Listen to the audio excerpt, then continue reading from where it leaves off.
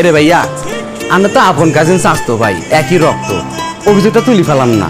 না, তোমার কাজিন যদি তোমাকে সবার সামনে চড় দিত তাহলে তুমি কি করতে? ওয়ান স্পট সবার সামনে এত ফোন মারা দিতাম, তাও থানা অভিযোগ করতাম না। আমাকে পরিবারে একটা মান সম্মান আছে। আমি অভিযোগ তুলবো না, তুমি কি করবা? লাই তুলতেন না ভাইয়া? আরে ভাইয়া আপনার কপালটা খুব ভালো ভাইয়া, এইটা যদি থানা না হইতো আইলম জ্বর আসছিলাম।